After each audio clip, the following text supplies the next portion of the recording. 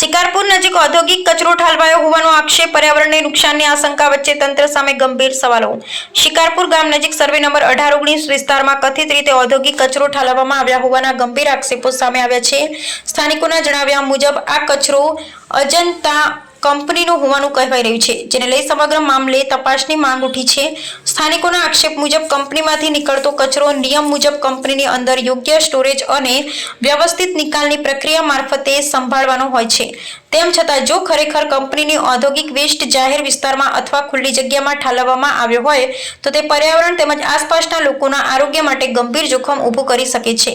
Crime patrolling news દ્વારા સંપર્ક કરવામાં આવતા કંપની તરફથી એવું જણાવવામાં આવ્યું હોવાનું સામે આવ્યું છે કે આ કામગીરી કોન્ટ્રાક્ટ બેઝ પર રાખવામાં આવેલા વ્યક્તિ એજન્સી દ્વારા કરવામાં આવી છે। જો કે સવાલ એ છે કે કંપનીની અંદર કચરાના સ્ટોરેજ અને નિકાલ માટે વ્યવસ્થા હોવા છતાં કચરો બહાર કેવી રીતે પહોંચ્યો? કોન્ટ્રાક્ટર રાખી દેવાથી જવાબદારી પૂરી થઈ જાય છે। જો કોઈ કંપની ઔદ્યોગિક વેસ્ટના સંચાલન માટે કોન્ટ્રાક્ટર રાખે છે તો માત્ર કોન્ટ્રાક્ટર માથે જવાબદારી નાખી કંપની પોતાની જવાબદારીમાંથી છટકી શકે તે કેમ તે પણ તપાસનો મહત્વનો મુદ્દો છે। કંપની દ્વારા કોન્ટ્રાક્ટ આપવામાં આવ્યો હોય તો કચરો ક્યાં લઈ જવાનો, કઈ રીતે સંગ્રહ કરવાનો, કઈ મંજૂરી હેઠળ તેનો નિકાલ કરવાનો છે, તેની દેખરેખની જવાબદારી કોની હતી? કોન્ટ્રાક્ટરને વેસ્ટ બહાર ઠાલવવાની મંજૂરી કોણે આપી ને જો મંજૂરી આપવામાં આવી ન હતી તો કંપનીમાંથી કચરો બહાર ગયો કેવી રીતે?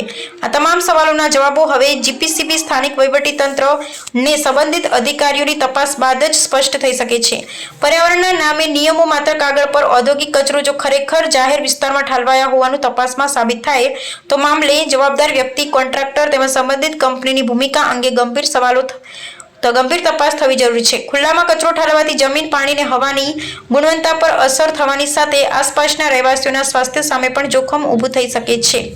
સવાલ એ છે કે શિકારપુર જેવા ગામની નજીક ઔદ્યોગિક કચરો પહોંચ્યો ત્યાં સુધી તંત્રને તેની જાણ કેમ ન થઈ? કચરો કોના આદેશથી અથવા કોની જવાબદારીથી ઠાલવાયો? કંપની પાસે કચરાના સંગ્રહની યોગ્ય વ્યવસ્થા હતી કે નહીં? કોન્ટ્રાક્ટરને વેસ્ટ હેન્ડલિંગ માટે કોઈ મંજૂરી આપવામાં આવી હતી? અને સૌથી મોટો સવાલ, જો આ કચરો ખરેખર અજંતા કંપનીનો છે તો તેની જવાબદારી નક્કી કોણ કરશે? સ્થાનિકો દ્વારા સમગ્ર મામલે સ્થળ તપાસ, કચરાના સેમ્પલની તપાસ, કચરો કોનો છે તેની વૈજ્ઞાનિક ચકાસણી તેમજ જવાબદાર સામે નિયમ મુજબ કાર્યવાહી કરવાની માંગ ઉઠી રહી છે। હવે જોવાનું એ રહેશે કે તંત્ર ગંભીર આક્ષેપોની નિષ્પક્ષ તપાસ કરશે કે પછી ઔદ્યોગિક કચરાના નામે ફરી એક વખત કાગળ પર જ કાર્યવાહી કરી મામલો દબાવી દેવામાં આવશે। Report by Avesh Rana, crime patrolling news, Bhachau.